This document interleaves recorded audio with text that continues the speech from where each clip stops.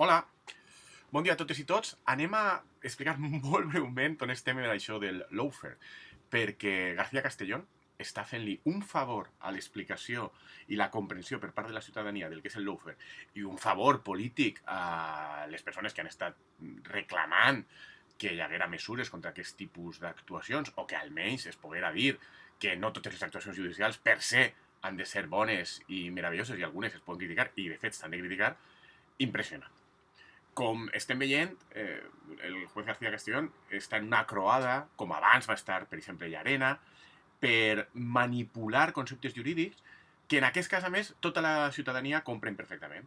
I aleshores ara ha decidit que les manifestacions que va organitzar aquesta organització digital, virtual, que era el Tsunami Democràtic, consistents en manifestacions, protestes ciutadanes, algunes amb elements de violència de baixa intensitat, cremar contenidor, tallar carrers, ocupar un aeroport, etc., són terrorisme.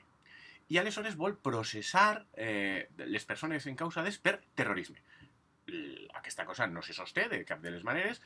La ciutadania sap perfectament què és el terrorisme i la diferència entre el terrorisme i el que García Castellón va anomenant a l'auto, a la interlocutòria, com a terrorisme, que és llançar pilotes en un camp de futbol, concertar-se per anar amb vehicles per una carretera a baixa velocitat per a generar un embús al voltant d'un aeroport, manifestacions, quemar contenidors. Tot això ho convertís en terrorisme. I clar, la ciutadania està perplexa.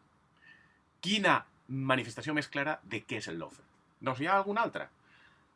Per exemple, el que hi ha una unànime i aclaparadora manifestació de suport entre els jutges aquests que s'han fet famosos i que van donant sempre explicacions teòricament molt tècniques, i sempre molt indignats quan algú critica un jutge. I ara estan donant suport dient que, clar, que és totalment raonable això que està dient García Castellón. Les associacions de jutges, que també porten un temps molt militants i els seus representants i portaveus dient qualsevol cosa i qualsevol barbaritat que es passa per cap, de vegades, algunes vegades, que també coses que són assenyades, també ara callades donant suport implícit a García Castellón.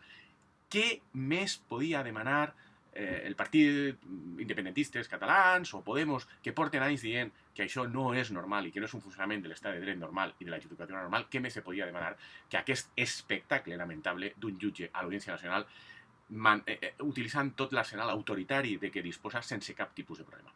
Dit això, no és la primera vegada.